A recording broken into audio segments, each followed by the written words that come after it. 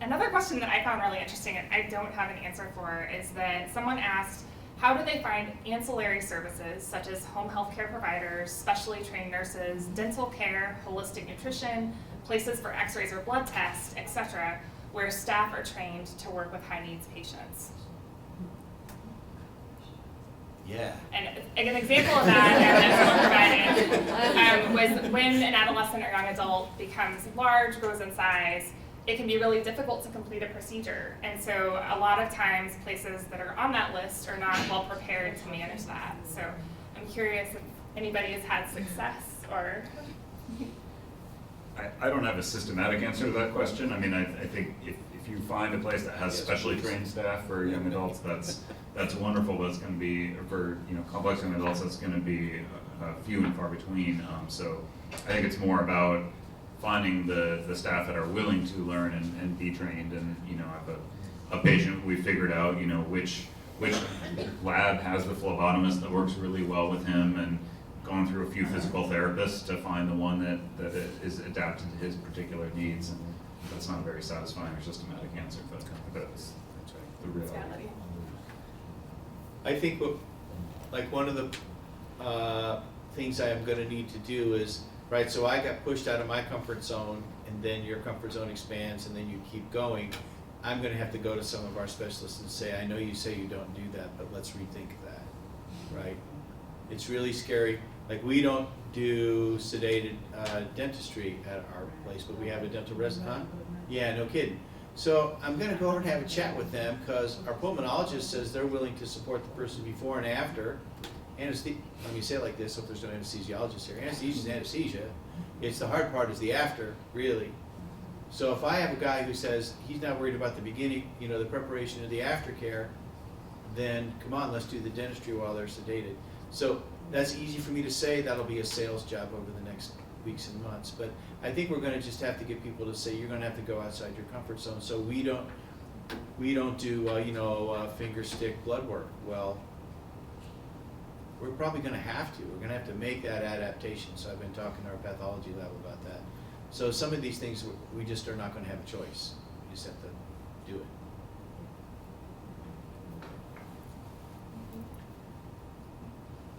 No, and I'm assuming that since we're talking about transition, most of the folks here are older, but that's the only, I've sort of tried to change to talk to parents now, because they always say, well, I only want him to be sedated to get blood work.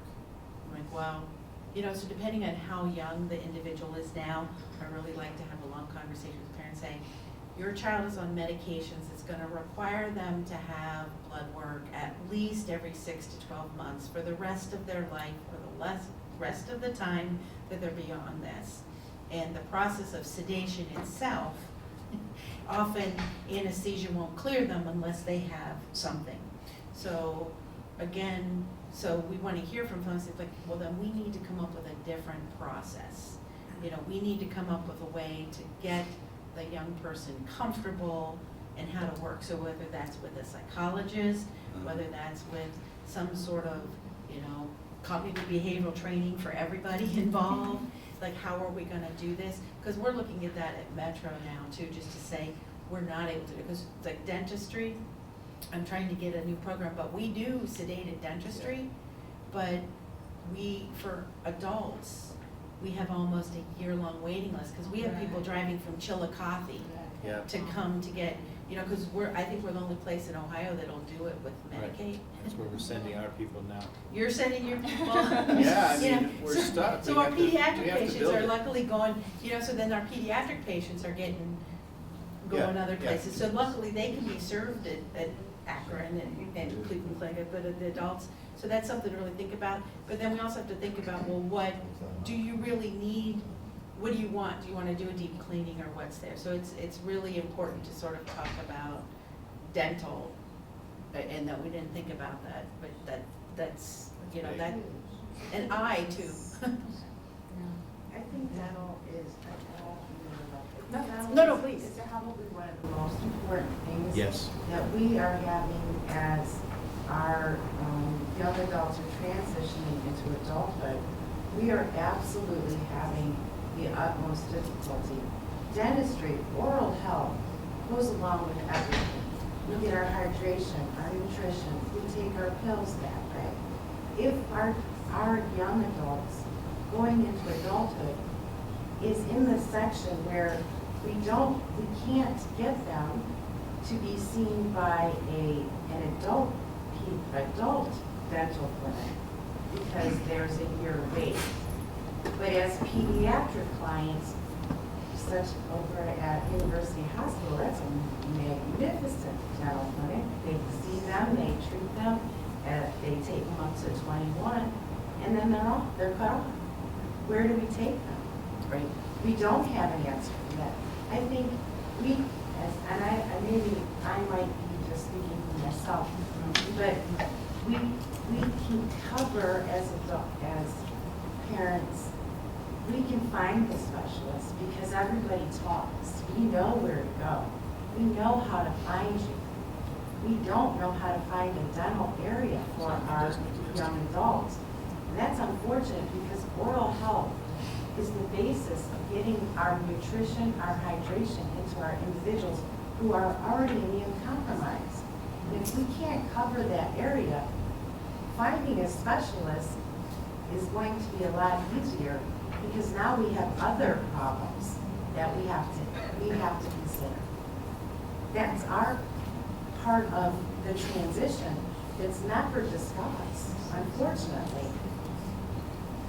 How do we begin that conversation? I have thought a lot, not specifically about dental care, but thinking about more emergency room and how do we as pediatric providers provide education to other areas that may have less experience. And maybe that's the answer. Maybe it is that the current clinics that are available need to seek out their adult colleagues and talk about how to make that a part of their practice. And again, I think that unfortunately it ends up that a lot of the pressure work or the advocacy ends up being on the parents. And I know how much you have on your plate. It's not easy to add that as something additional. But I think if there's a way to push, maybe going back and talking to that person that you saw up until 21 and seeing, is there a way for them to become the advocate so that you don't have to always do it? Questions?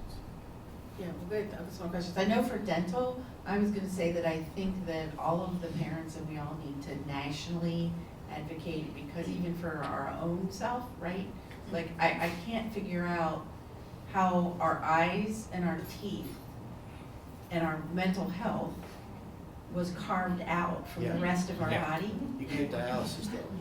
Do you get dialysis? Yeah, you So, so we really need to do that because, dental was just this niche that, doesn't even come with your primary health insurance. It was a huge thing that when we moved toward Medicaid, that they added that back in. I know I'm trying to plan a meeting with local dentists throughout Cuyahoga County at least, and we'll try to pull some people in from Summit, because the dentists have heard that and they care. The dentist at UH, the dentist at Akron Children's, the dentist at Cleveland Clinic, they've all heard that and they want to interact because they believe that, but it's a payment system, because what happens is the dentists are willing to work for free. They're like, we'll come and do it, but the hospital can only put people to sleep for free for so many per week, per month to not, go under. But I think so we're gonna have to start talking to our congressman, I think in Ohio, and I think we're gonna have to start talking nationally. So I can't say that I have an answer this minute, I don't wanna take up more time, but talk to me afterwards, because I'm really interested in having a parent sort of come and talk to that group too. Was there a question out in the audience? There's a couple. Yeah. I feel as a parent, we have to be the advocate. And when we go see a doctor, the first thing we do is, if we go into an emergency situation, is say right away, oh, my son's Down syndrome, he's not verbal, he understands, he'll answer with a yes and no, and you have to go slow with him. And he, if you become his friend, he trusts you. If you order him, he'll fight back. And that's the way, a doctor has to realize it too. You know, the old type of doctor used to tell you what to do, you know, and that's the way it was.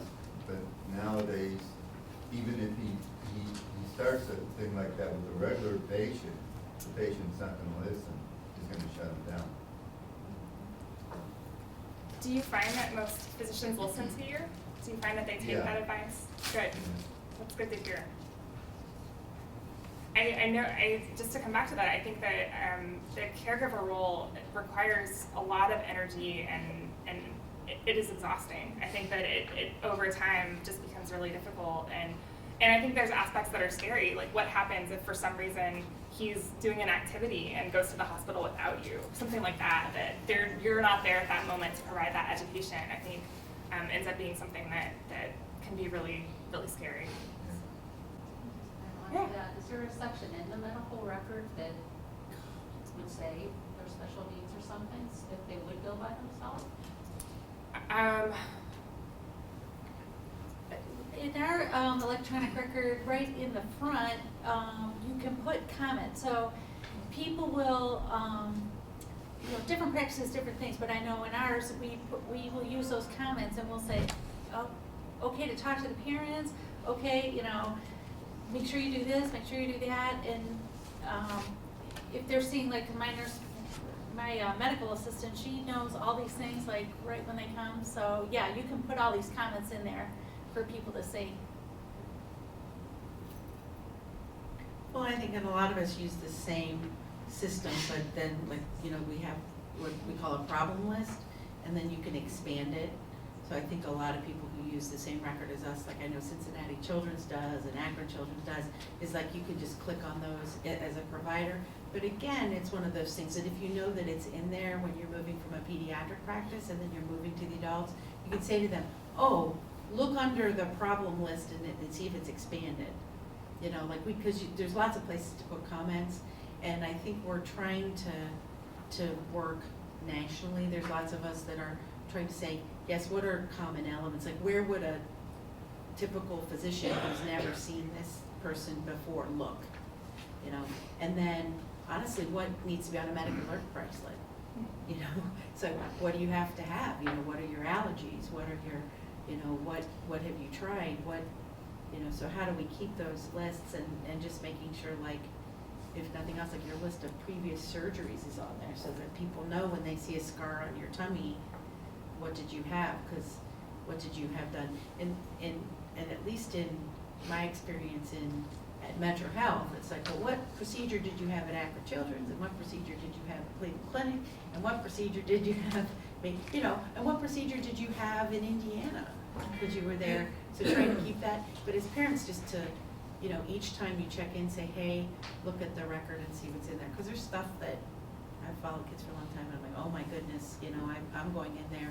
And then we have to take stuff out too. Like sometimes it says you have a gastrostomy tube, and it's like, well, that's been out for 5 years. So we, you hide that, but it's important that it's, that the new person knows that you did have that, because that's what that scar on your tummy is from. I find one issue that we have is that there's a lot of variability from doctor to doctor about how they document. So unfortunately, at least in our system, it's not always consistent. So there might be one doctor that's really good about including a lot of detailed information that would make that visit go better, when there might be other doctors that barely check the problem list, so you don't even know if it's up to date. So I think it really varies a lot, and it's good to ask that, because I think when you ask for them to put something in, that helps make it an alert so that they're more often will do that. Yeah, we, for better or worse, are on a different platform than most of the other institutions around, but there are places where we do this in terms of documenting specific needs of patients. The challenge is finding a place that providers will reliably look, especially when it's an urgent setting. And I think that's the challenge. If it's the time that, it's much easier to pay attention to the person in the room saying, hey, my son needs this, my daughter needs that, as opposed to knowing you need to go look up actively in a specific place in the medical record. So. I see a couple questions. I don't know who was first. So. I was just gonna speak to the fact that you're talking about the emergent situations where, suppose your family member has a disability, but is not physically visible. Right. And Yes. you appear, you're in the emergency room, and especially like endocrine issues, diabetes, where even the things that they say might not be coherent, they might be lethargic or whatever, just by the nature of the disease. And you're presenting to a totally new set of providers. And they don't have a way to just go and look and find what's going on. And many times, once your child is an adult, they prefer to deal with that adult. And by the time you arrive, depending on how the situation works out, they're already like ushering them into, based on what what little information they have. So it's kind of confusing. And that's like, I don't know, that's like a very troublesome situation for a parent. But what can we do to kind of ensure that information is being made available in the emergent room situations? I do think that there's value in the medical identification, and they actually have like jewelry, so it's not all like you can pick and choose things that might be that a young adult would be interested to wear, I guess. Yeah, I think there is some value to having your allergies listed, but also that you have diabetes, and, you know, and for some individuals, honestly, that says you have autism, Yeah. you know? Or call this number, right? Yeah. I would say this though, to put your mind at ease, like when we do our training, we are trained to be able to come up on somebody who cannot tell you what is Right. going on, Right. and to go through a process of figuring it out quickly, knowing what's emergent What's and like knowing what to friendly. do. Whether you could tell us or you couldn't tell us, that's what they train us to do. So you don't have to worry, are we gonna figure out that you have diabetes? Because we have a process. Right. If you showed up and you could not tell us a word of how we figure out what we figure out, so. Right, did you have a seizure or whatever, yeah, like if you present like nonverbal, you know, Unresponsive. unresponsive, there's a very clear process to the emergency room for that. But there are some things that you can do to help yourself. Yeah, that's not a problem unique to young adults. Right. I think we have one more back here. And I'm right along with that exact same question. I've always, one of my biggest fears has been my child's nonverbal, and if we were in a car accident. And I appreciate you saying that, because it's very comforting to think that you guys have a protocol in which to go by. I've always wondered why we don't have like some type of a national like system. I don't know, like whether it be under a wheelchair, or my child's not, you know, is not ambulatory as well. There's some kind of a, I guess I'm afraid that if it's there, how are they gonna know to look for it? Because they're gonna be rushing him, and I don't know, I just wish that there was like some kind of a. I think, I just recently learned that there is a way you can put your name on a registry in the state of Ohio, where, you know, if the police came up on your car, they would know, like, there is somebody in this car who's nonverbal, or who has autism, or who has a special need. And I wanna say it's through, is it through ODD?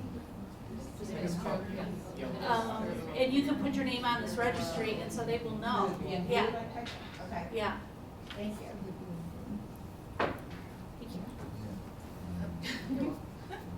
Speaking to the medical IDs, as a physician, do you guys prefer more information on there or less? Because I understand you're trained and everything, but you're also not looking for the zebra. And when you have a child who's a zebra, just a regular medical ID doesn't hold all the information. And I know, do you actually look at, like, road ID as an electronic system? Do ERs look at that? I mean, Yeah, they look at the phone, I mean, anything that they can get the information, they will getting get a it. child to wear it is one challenge, but then when you do, I mean, I have, you know, is it actually being looked at? Yeah, I don't think the limiting step on how much you can put there is our comfort with that being too much information. I think in that situation. Because in different parent forums, that is talked about, like, don't put this and that, only put what's gonna save their life in that moment. Well, that's great if you have 1, 2, 3, 5 issues, but if you have 10, 20 issues, that depending on the circumstance, that needs to be known, because that may be the key that is going to save their life in that moment. That sounds like a good conversation for you and your child's primary provider, just to say what is key. Because the truth is, no matter what you have, you're gonna have a limiting number of characters, right? So you can't put their whole, like, yet, we might, at some point, you know, we'll have something that we have to Something, implant yeah. or something. There's one bracelet that has a QR code that you can scan, and so Yeah. there's nothing on Cool. the bracelet but a QR code. Right. Yeah. And it goes straight to all kinds of information. Right. So, But talk to your child's provider and yourself, and, because you know your individual, and Right, say, no, what is I'm key? asking more whether it's used and whether there's Yeah. access. They're absolutely on used. ambulances, in the ER, is that something Absolutely. that's looked And at? if there's a- There's as you said- physician preference as to whether it's too much, because in a lot of parent forums, it is talked about that not to have too much information, which never makes sense to me personally, but, I just wasn't very clear. Your opinion. You have something? I do have the communication disability verification form for registering your vehicle that says you have somebody in that vehicle, you may have somebody in that vehicle if that's not communicated. Or has a communication disability. So I have them here if you'd like to keep them on this.